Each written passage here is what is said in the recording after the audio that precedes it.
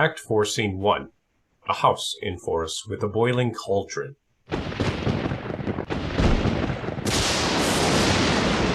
Enter the three witches. Thrice the brinded cat hath mewed. Thrice and once the hedge pig whined. Harpier cries, "'Tis time! 'Tis time!" Round about the cauldron go, in the poisoned entrails throw. Toad, that under cold stone days and nights hath 31 sweltered venom sleeping got, boil thou first in the charming pot. Double, double, toil and trouble, fire, burn, and cauldron bubble. Fillet of a fenny snake, in the cauldron boil and bake.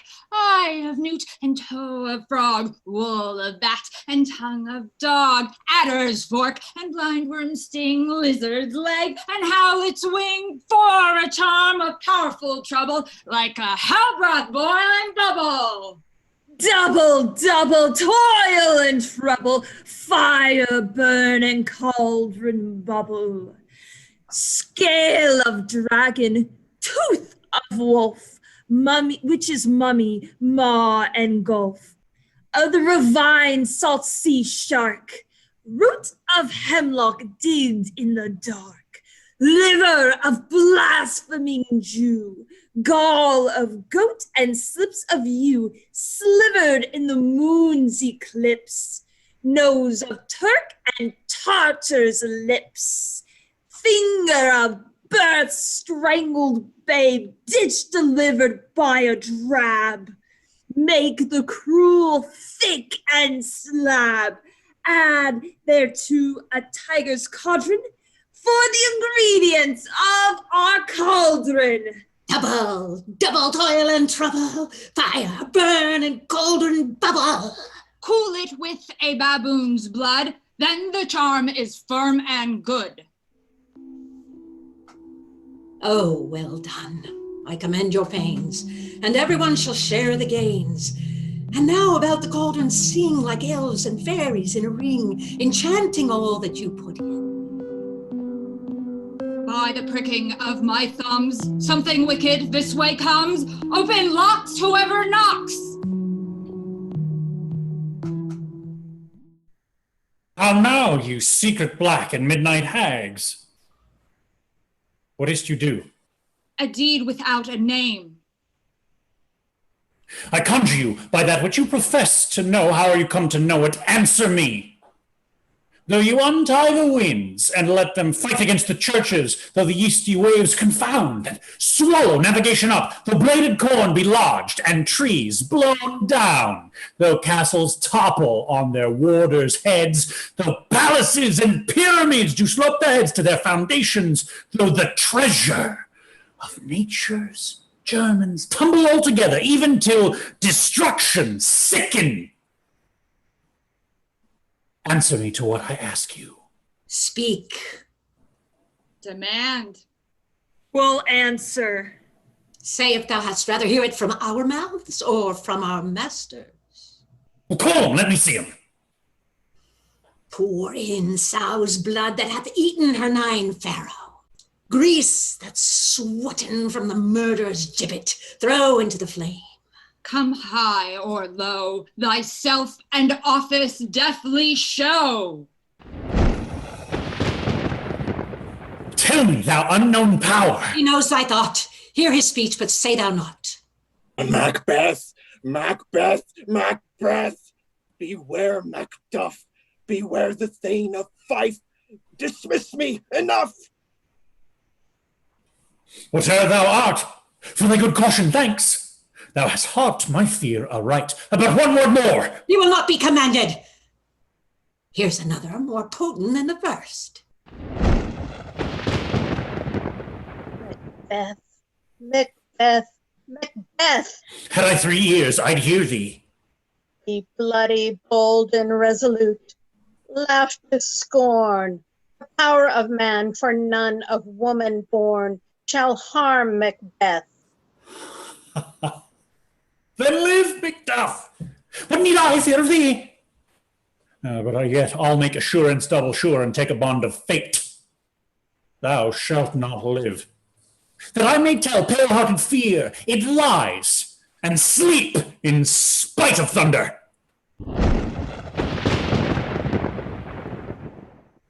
What is this that rises like the issue of a king and wears upon his baby brow the round and top of sovereignty? Listen, but speak not to it. Be lion-mettled proud and take no care, who chafes, who frets, or where conspirers are.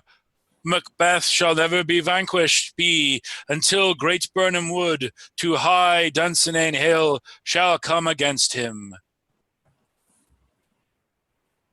That will never be! Who can impress the forest? Bid the tree unfix his earthbound root. Sweet Bodeman's good! All rebellious dead, rise never till the wood of Birnam rise, and our high-placed Macbeth shall live the lease of nature, pay his breath to time and mortal custom. Yet my heart throbs to know one thing. Tell me, if your art can tell so much, shall Banquo's issue ever reign in this kingdom? Seek to know no more. I will be satisfied! Deny me this, and an eternal curse fall on you. Let me know. Why sinks that cauldron? What noise is this? Show. Show. Show. Show his eyes and grieve his heart. Come like shadows, so depart.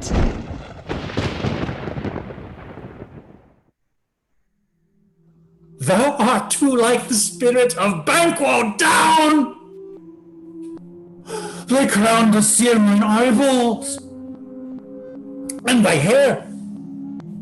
Thou other gold-brown bow is like the first, a third is like the former. Filthy hags, why do you show me this? The four stout eyes. What?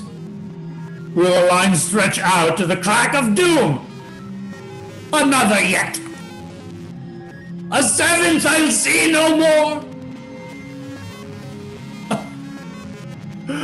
And yet the eighth appears who bears a glass which shows me many more. And some, I see the twofold balls and treble scepters carry horrible sight.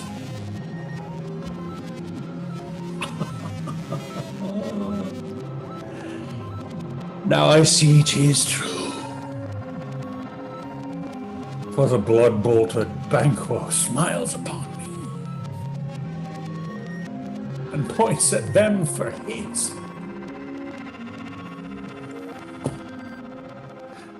What? Is this so? Aye, sir, all this is so. But why stands Macbeth thus amazedly? Come, sisters, cheer we up his sprites, and show the best of our delights. I'll charm the air to give a sound, while you perform your antic round, that this great king may kindly say, our duties did he welcome pay. What's your grace's will?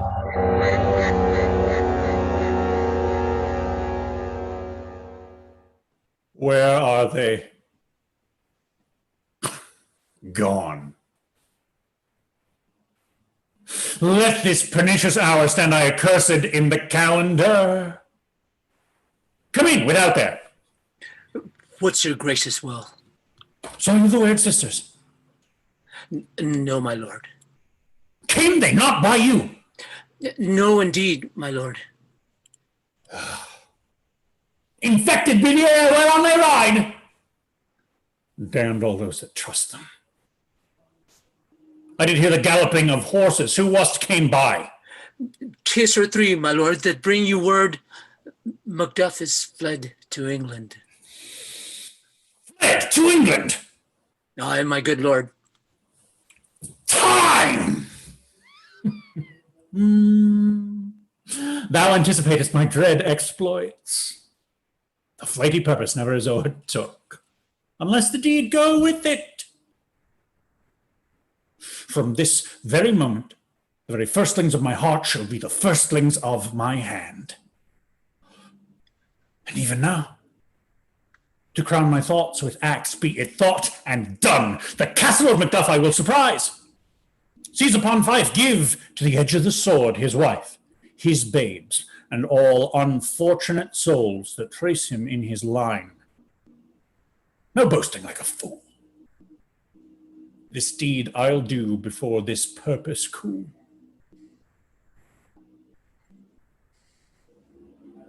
But no more sights. Where are these gentlemen? Come, bring me where they are.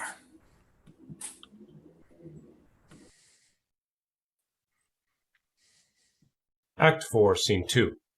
Fife, a groom in Macduff's castle. Enter Lady Macduff, her son, and Ross. What had he done to make him fly the land? You must have patience, madam. He had none. His flight was madness. When our actions do not, our fears do make us traitors.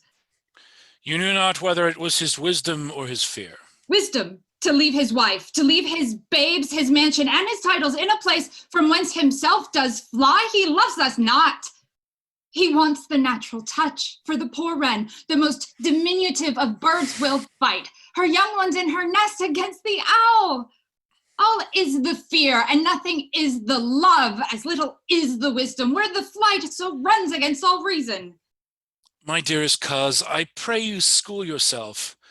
But for your husband, he is noble, wise, judicious, and best knows the fits of the season. I dare not speak much further, but cruel are the times when we are traitors and do not know ourselves. When we hold rumor from what we fear, yet know not what we fear, but float upon a wild and violent sea, each way and move, I take my leave of you. Shall not be long, but I'll be here again. Things at the worst will cease or climb upward to what they were before. My pretty cousin, blessing upon you. Fathered he is, and yet he's fatherless. I am so much a fool. Should I stay longer, it would be my disgrace and your discomfort.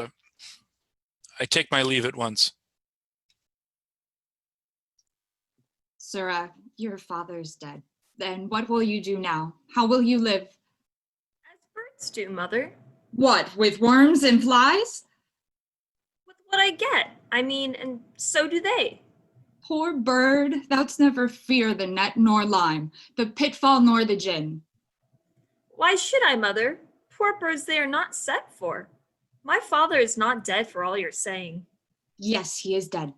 How wilt thou do for a father? Nay, how will you do for a husband? Why, I could buy me 20 at any market. Then you'll buy him to sell again. Thou speakst with all thy wit, and yet I faith with wit enough for thee. Was my father a traitor, mother? Aye, that he was. What is a traitor? Why, one that swears and lies. And be all traitors that do so? Everyone that does so is a traitor and must be hanged. And must they all be hanged that swear and lie? Every one. Who must hang them? Why, the honest men. Then the liars and swearers are fools, for there are liars and swearers enough to beat the honest men and hang them up. Now God help thee, poor monkey. But how wilt thou do for a father? If he were dead, you'd weep for him. If you would not, it were a good sign that I should quickly have a new father. Poor prattler, how thou talkst. Bless you, fair dame. I am not to you known, though in your state of honor, I am perfect. I doubt some danger does approach you nearly. If you will take a homely man's advice, be not found here, hence with your little ones. To fright you thus methinks I am too savage. To do worse to you were fell cruelty, which is too nigh your person. Heaven preserve you. I dare abide no longer. Whither should I fly? I have done no harm. But I remember now. I am in this earthly world where to do harm is often laudable, to do good sometime accounted dangerous folly. Why then, alas, Do I put up that womanly defense to say I have done no harm? What are these faces? Where is your husband? I hope in no place so unsanctified where such as thou mayst find him. He's a traitor. Thou liest, thou shag-eared villain! What, you egg? He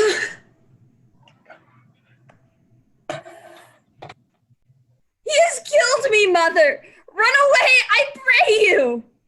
Murder! Murder! Murder! Act 4, Scene 3. England. A room in the king's castle. Enter Malcolm and Macduff. Let us seek out some desolate shade, and there weep our sad bosoms empty. Let us rather hold fast the mortal sword, and like good men, bestride our downfall and birthdom. Each new morn, new widows howl, new orphans cry, new sorrows strike heaven on the face, that it resounds as if it felt with Scotland, and yelled out like syllable of dolor. What I believe, I wail. What know, believe in what I can redress, as I shall find the time to friend. I will. What you have spoke, it may be so, perchance. This tyrant, whose sole name blisters our tongues, was once thought honest.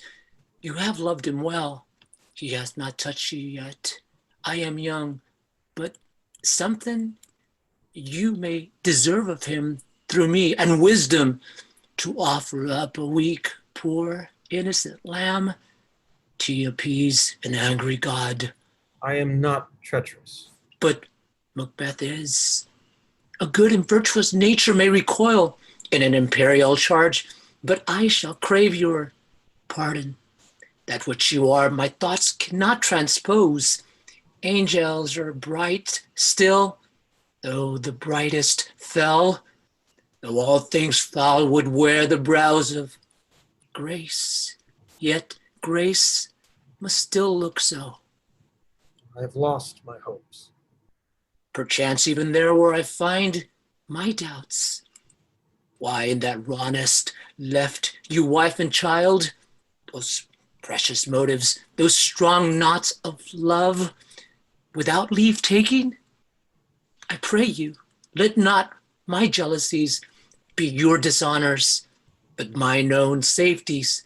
You may be rightly just, whatever I shall think. Lead, poor country. Great tyranny, lay thou thy basis sure, for goodness dare not check thee. Wear thou thy wrongs. The title is afeard. Fare thee well, Lord. I would not be the villain that thou think'st, for the whole space that's in the tyrant's grasp, and the rich east to boot. Be not offended. I speak not as an absolute fear of you. I think our country sinks beneath the yoke. It weeps, it bleeds, and each new day a gash is added to her wounds. I think withal there would be hands uplifted in my right, and here from gracious England have I offer of goodly thousands. But for all this, when I shall tread upon the tyrant's head, oh, wear it on my sword, yet my poor country shall have more vices than it had before, more suffer, and more sundry ways than ever, by him that shall succeed. What should he be? It is myself, I mean, in whom I know all the particulars of vice so grafted that when they shall be open, black Macbeth will seem as pure as snow, and the poor state esteem him as a lamb, being compared with my confineless harms. Not in the legions of horrid hell can come a devil more damned in evils to top Macbeth. I grant him bloody, luxurious, avaricious, false, deceitful, sudden, malicious, smacking of every sin that has a name. But there's no bottom, none. In my voluptuousness, your wives, your daughters, your matrons and your maids could not fill up the cistern of my lust and my desire. all continent impediments would owe or bear that did oppose my will. Better Macbeth than such an one to reign.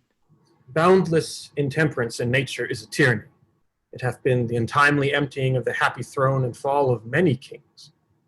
But fear not yet to take upon you what is yours. You may convey your pleasures in spacious plenty, and yet seem cold. The time you may so hoodwink. We have willing dames enough. There cannot be that vulture in you to devour so many as will to greatness dedicate themselves, finding it so inclined.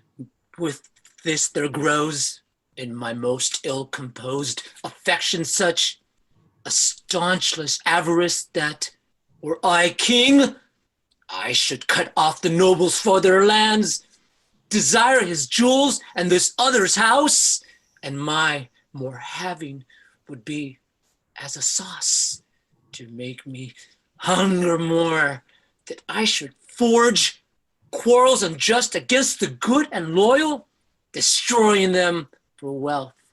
This avarice sticks deeper, grows with more pernicious root than summer-seeming lust, and it hath been the sword of our slain kings. Yet do not fear. Scotland hath foisons to fill up your will of your mere own. All these are portable, with other graces weighed. But I have none. The king becoming graces, as justice, verity, temperance, stableness, bounty, perseverance, mercy, lowliness, devotion, patience, courage, fortitude.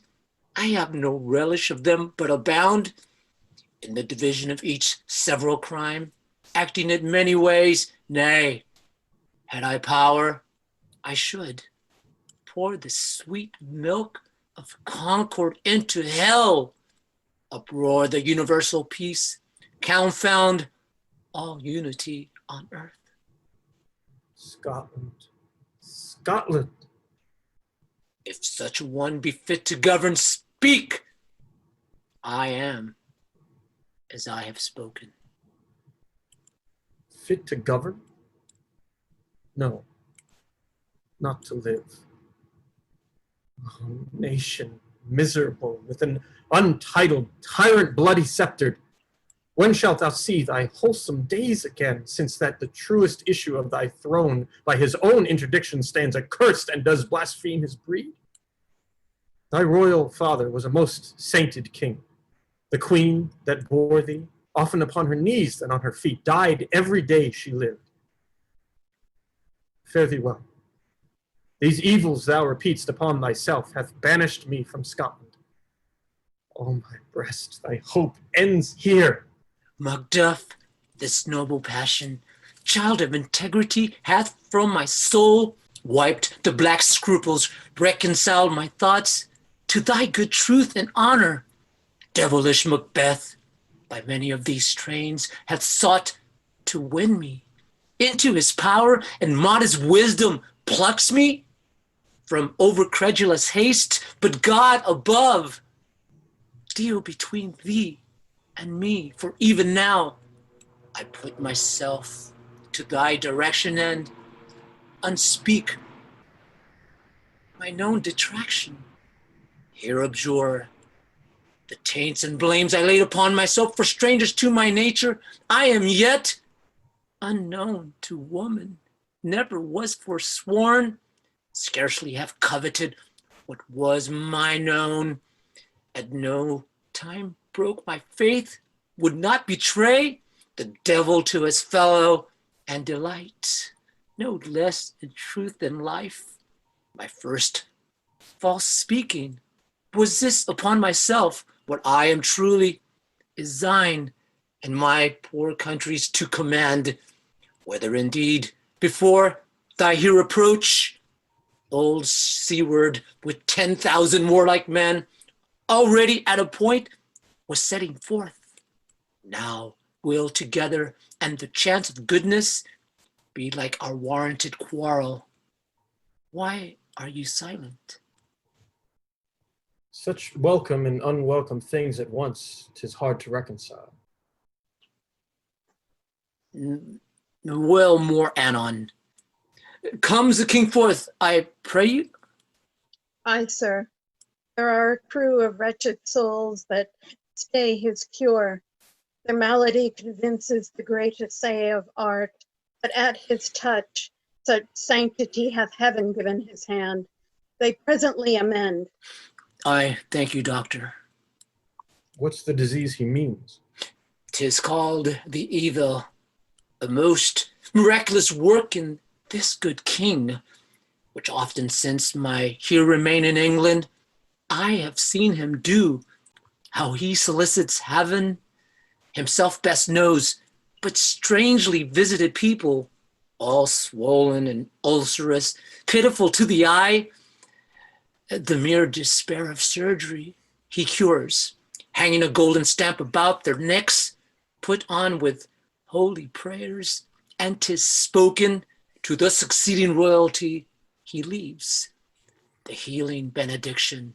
With this strange virtue he hath a heavenly gift of prophecy, and sundry blessings hang about his throne that speak him full of grace.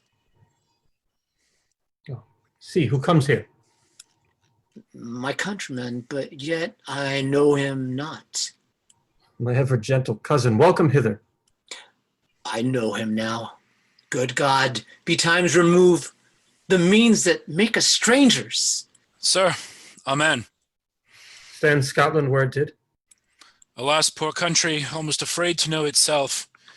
It cannot be called our mother, but our grave, where nothing but who knows nothing is once seen to smile, where sighs and groans and shrieks that rent the air are made, not marked, where violent sorrow seems a modern ecstasy.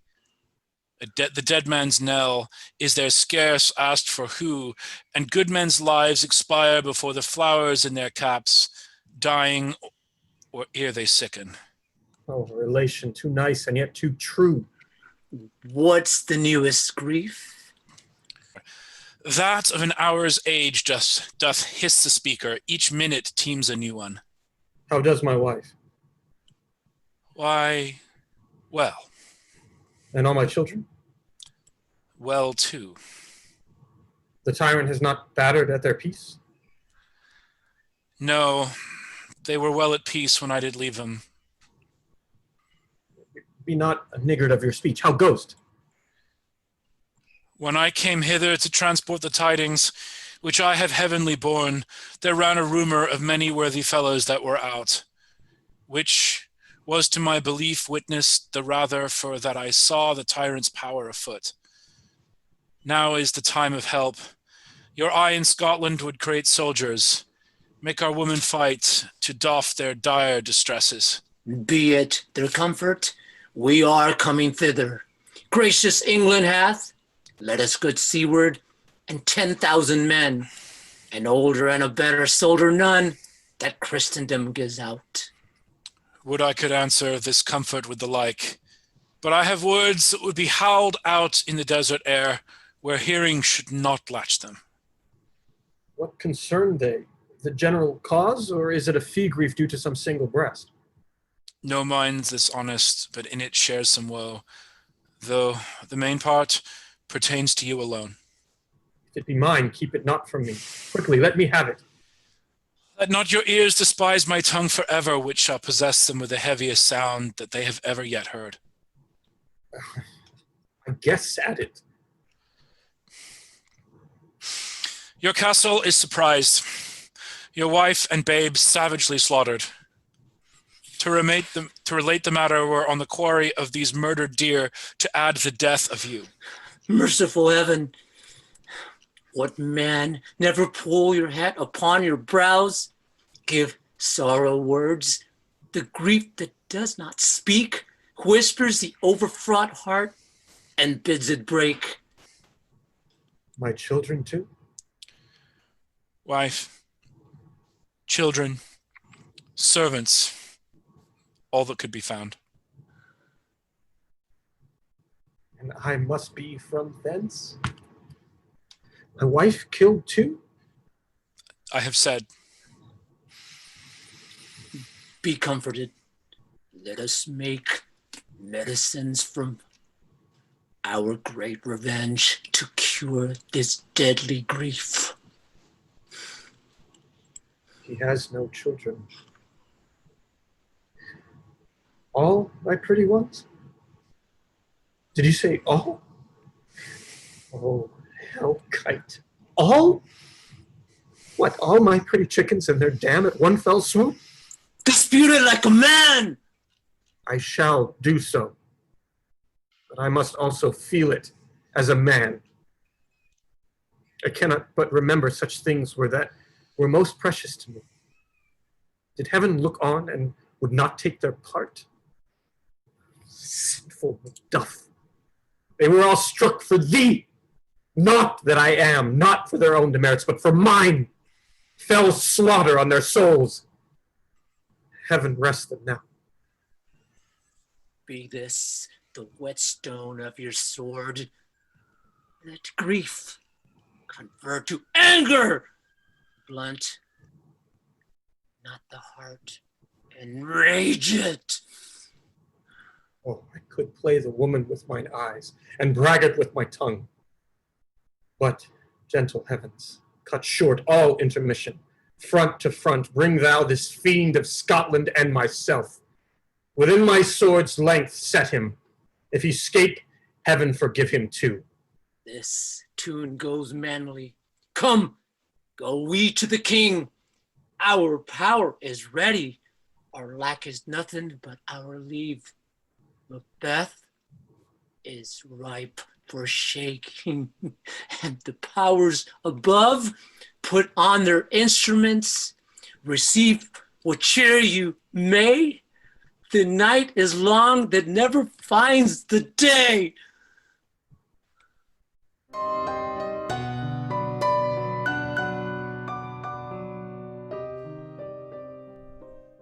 Act 5, Scene 1.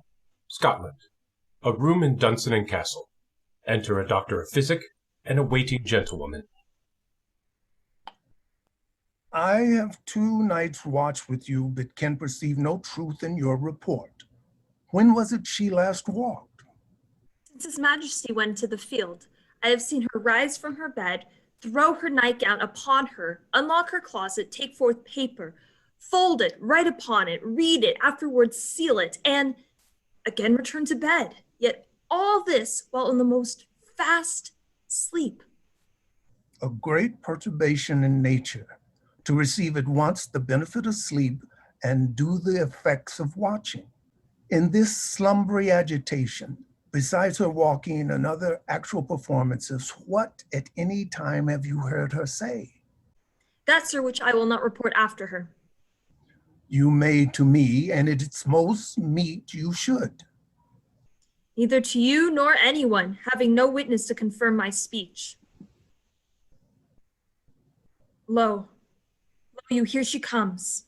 This is her very guise, and upon my life, fast asleep. Observe her, stand close. How came she by that light?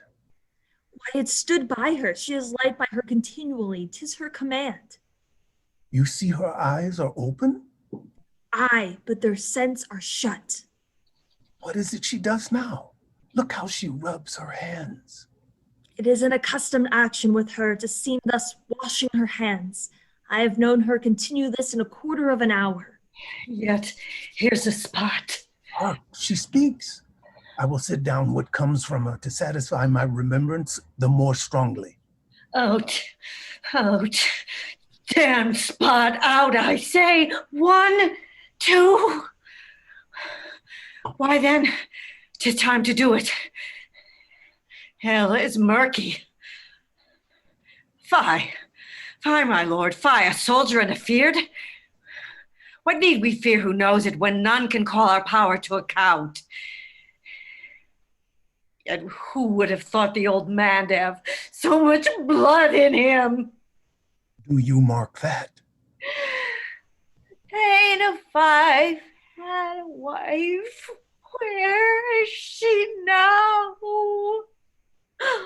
What? Will these hands ne'er be clean? No. No more of that, my lord, no more of that. You mar all this with starting. Go to, you have known that what you should not. She has spoke what she should not. I am sure of that. Heaven knows what she knows. The smell of blood still. All the perfumes of Arabia cannot sweeten this little hand. Oh, oh, oh. What a sigh is there. My heart is sorely charged. I would not have such a heart in my bosom for the dignity of the whole body. Well. Pray God it be, sir. This disease is beyond my practice. Yet I have known those which have walked in their sleep, who have died holily in their beds. Your hands. Put on your nightgown. Look not so pale. I tell you yet again, Banquo's buried. He cannot come out of one's grave. Even so? To bed. There's a knocking at the gate. Come. Give me your hand. What's done cannot be undone. To bed.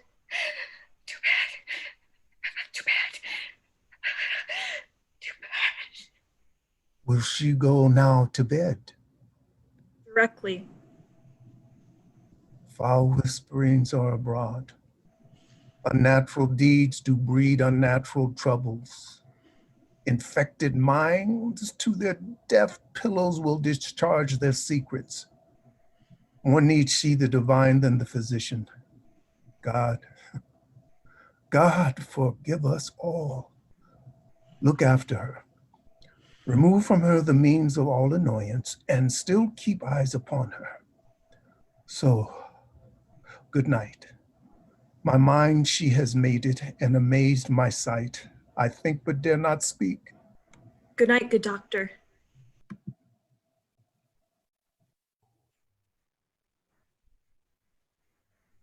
Act 5, Scene 2. The countryside before Dunsinane. Enter Menteith, Caithness, Angus, and Lennox. The English power is near, led on by Malcolm, his uncle Seward, and the good Macbeth. Revenges burn in them for their dear causes, wood to the bleeding and the grim alarm, excite the mortified man. Near Burnham Wood shall we well meet them.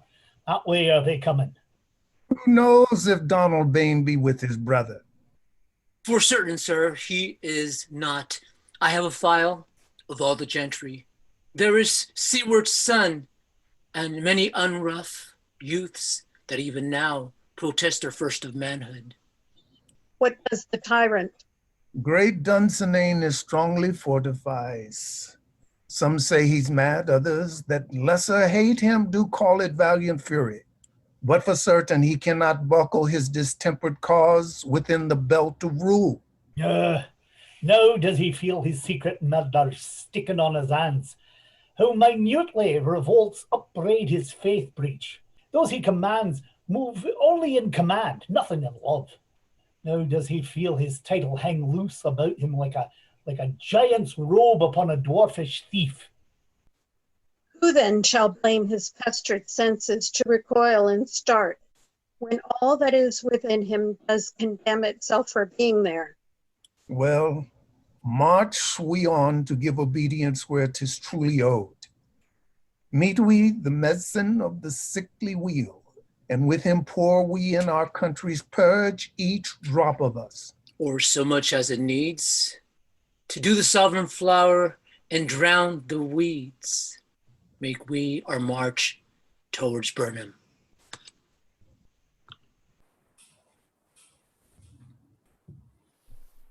Act 5, Scene 3. A room in Dunsinane Castle. Enter Macbeth and the doctor. Bring me no more reports. Let them fly all till Burnham would remove to Dunsinane. I cannot taint with fear. What's the boy Malcolm? Was he not born of woman? The spirits that know all mortal consequences have pronounced me thus. Fear not, Macbeth. No man that's born of woman shall e'er have power upon thee. Then fly, false thanes, and mingle with the English epicures. The mind I sway by and the heart I bear shall never sag with doubt nor shake with fear. The devil damn thee black, thou cream-faced loon! Where got thou that goose look? There is 10,000. Geese, villain! Soldier, sir. Go, pick thy face, and overread thy fear, thou lily-livered boy! What soldier's patch? Death of thy soul, those linen cheeks of thine are counsels to fear. What soldier's wayface? The English force, so please you. Take thy face hence! Seaton! You're sick at heart. What I behold. Seaton, I say! This push will cheer me ever or deceit me now. I have lived long enough. My way of life has fallen into the sear, the yellow leaf, and that which should accompany old age as honor, love, obedience, troops of friends, I must not look to have. But in their stead, curses, not loud, but deep, mouth, honor, breath, which the poor heart would fain deny and dare not see turn. What's your gracious pleasure? What news more? All is confirmed, my lord, which was reported. Fight, till from my bones my flesh be hacked. Give me my honor. It is not needed yet. I'll put it on. Send out more horses, skir the country round. Hang those that talk of fear. Give me mine armor. How does your patient, doctor? Not so sick, my lord, as she is troubled with thick-coming fancies that keep her from her rest. But cure her of that. Canst thou not minister to a mind diseased? Pluck from the memory a rooted sorrow. Raise out the written troubles of the brain, and with some sweet, oblivious antidote, cleanse the stuffed bosom of that perilous stuff which weighs upon the heart. Therein the patient must minister to himself. Throw physic to the dogs. Oh, none of it. Come, put mine armor on. Give me my staff. See, don't send out. Doctor, the things fly from me. Come, sir, dispatch. If thou couldst, doctor, cast the water of my land, find her disease, and purge it to a sound and pristine health, I would applaud thee to the very echo that should applaud again. Pulls off, I say. What rhubarb, senna, or what purgative drug would scour these English haints? Hearest thou of them?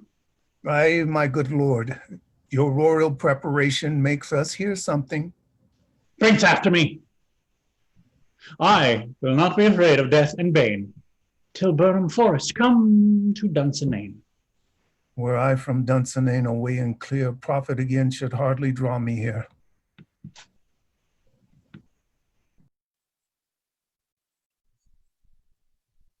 Act 5, Scene 4. The woods before Dunsinane. Enter Malcolm, Seward, Macduff, Seward's son, Menteith, Caithness, and Angus. Cousins, I hope the days are near at hand that Chambers will be safe. We doubt it nothing. What wood is this before us? The wood of Burnham. Let every soldier hew him down a bough and bear it before him. Thereby shall we shadow the numbers of our host and make discovery, error, and report of us. We learn no other, but the confident tyrant keeps still in Dunsinane, and will endure our setting down before it. 'Tis his main hope, for where there is advantage to be given, both more and less have given him the revolt, and none serve with him but constrained things whose hearts are absent too. Let our just censures attend the true event, and put we on industrious soldiership. The time approaches that will with due decision make us know what we shall say we have and what we owe. Thoughts speculative their unsure hopes relate, but certain issue strokes must arbitrate, towards which advance the war. Act 5, Scene 5. Within Dunsinane Castle. Enter Macbeth and Seaton. Out our banners on the outward walls, the cries still they come.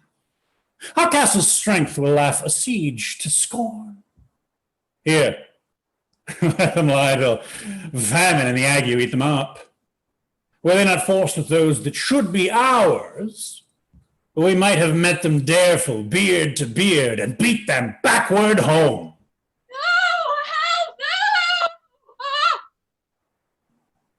What is that noise? It is the cry of women, my good lord.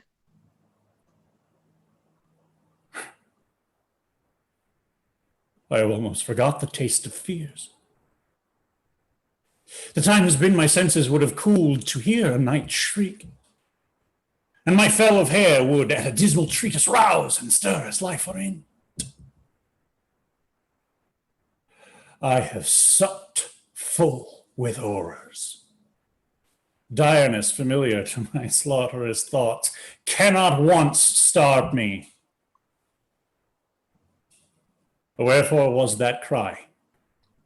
The queen, my lord, is dead.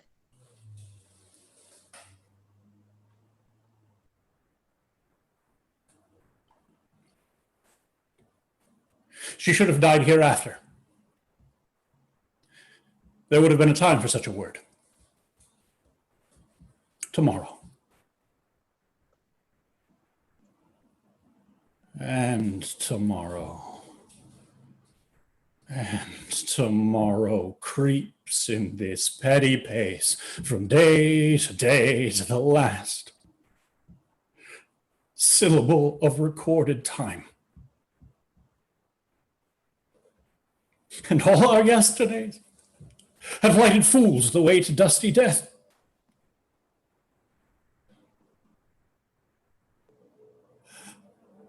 Out. Out, brief candle.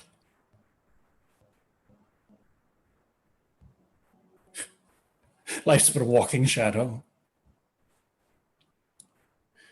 Poor player that struts and frets his hour upon the stage and then is heard no more.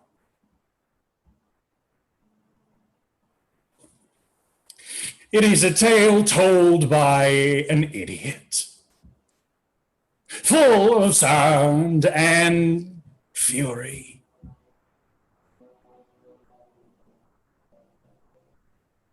Signifying nothing.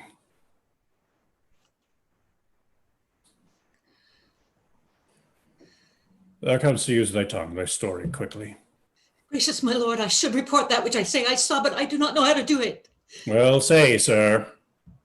As I did stand my watch upon the hill, I looked toward Burnham, and anon methought the wood began to move.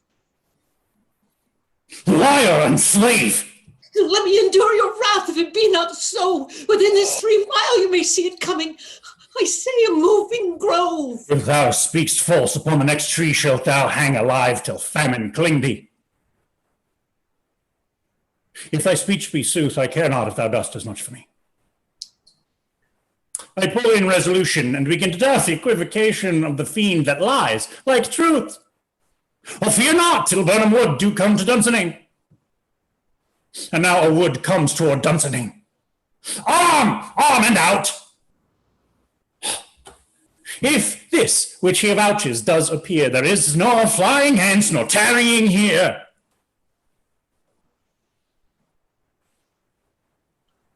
I begin to be aweary of the sun, and wish the estate of the world were now undone. Ring the alarm bell. Blow, wind, come, rack. At least we'll die with harness on our back.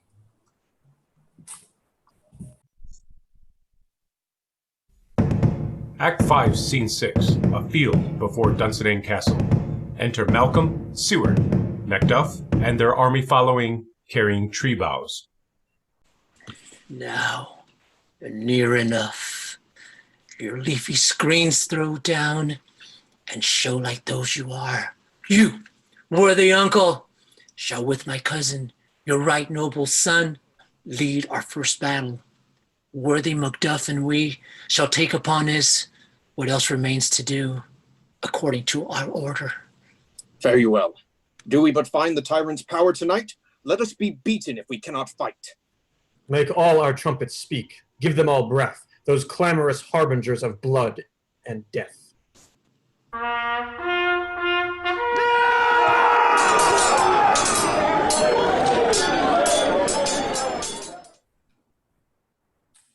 Act 5, Scene 7. Another part of the field. Enter Macbeth. They have tied me to a stick. I cannot fly, but bear-like I must fight the course. What's he that's not born of woman? Such a one am I to fear or none. What is thy name? Thou'lt be afraid to hear it. No, thou shalt callest thyself a hotter name. Hotter any is in hell. My name's Macbeth. The devil himself could not pronounce a title more hateful to mine ears. Oh, no more fearful. Thou liest, abhorrent tyrant. With my sword I'll prove the lie thou speakest.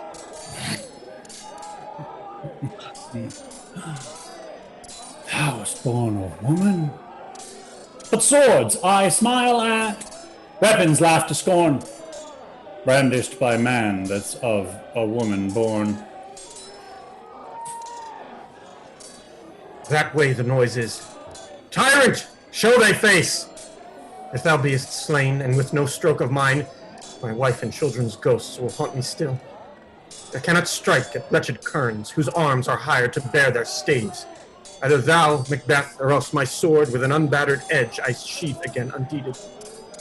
There thou shouldst be. By this great clatter one of greatest note seems bruited. Let me find him, fortune, and more I beg not. This way, my lord! The castle's greatly rendered. The tyrant's people on both sides do fight. The noble thanes do bravely in the war. The day almost itself professes yours, and little is to do. We have met with foes that strike beside us. Enter, sir, the castle.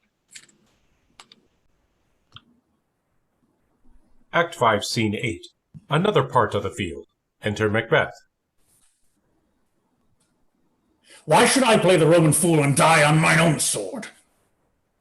Whilst I stay alive, the gashes do better upon them. Turn, hellhound, turn!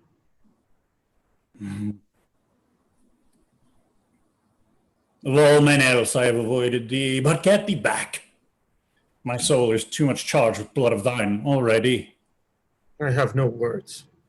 My voice is in my sword. Thou bloodier villain than terms can give thee out. Thou losest labor. As easy mayest thou the intrenchant air with thy keen sword impress as make me bleed. Let fall thy blade on vulnerable crests. I bear a charmed life which must not yield to one of woman born. Despair thy charm, and let the angel whom thou still hast served tell thee Macduff was from his mother's womb untimely ripped. Accursed be the tongue that tells me so, for it hath cowed my better part of man. Be these juggling fiends no more believed, that palter with us in a double sense, that keep the word of promise to our ear and break it to our hope. I'll not fight with thee. Then yield thee, coward, and live to be the show and gaze of the time. We'll have thee, as our rarer monsters are, painted upon a pole, and underwrit, here may you see the tyrant. I will not yield to kiss the ground before young Malcolm's feet, and to be baited with the rabble's curse, though Burnham would be come to Dunsinane, and thou opposed, being of no woman born, yet I will try the last. Before my body I throw my warlike shield. Lay on, Macduff, and damned be him that first cries, hold! Enough.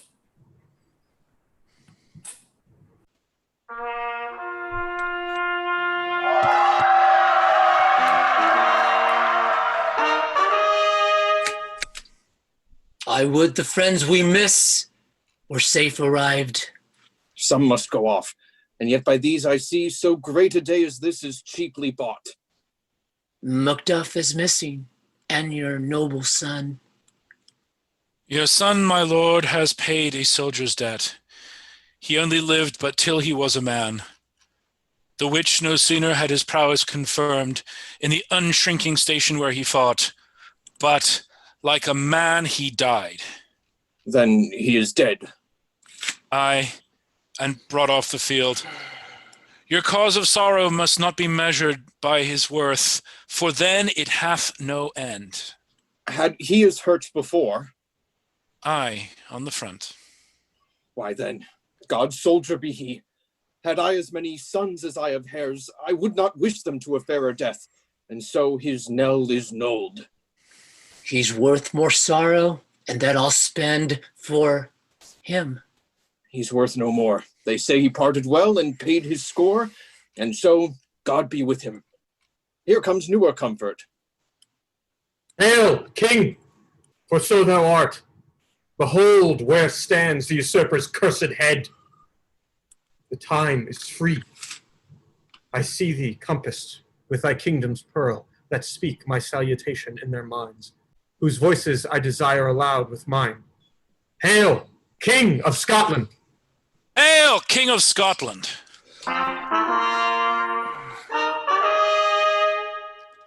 We shall not spend a large expense of time before we reckon with your several loves and make us even with you, my thanes and kinsmen. Henceforth be earls, the first that ever Scotland in such an honor named.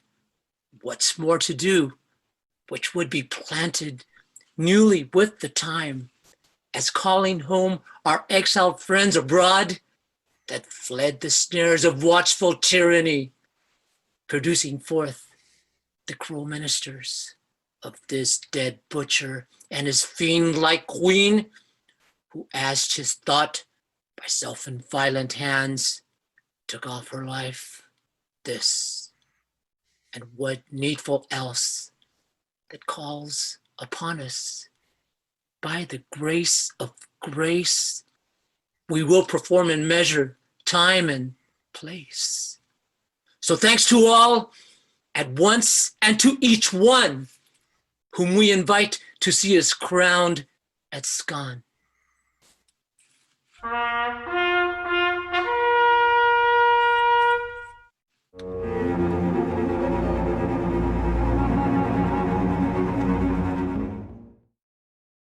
Thank you for tuning in for Shakespeare 2020 LA's reading of Macbeth.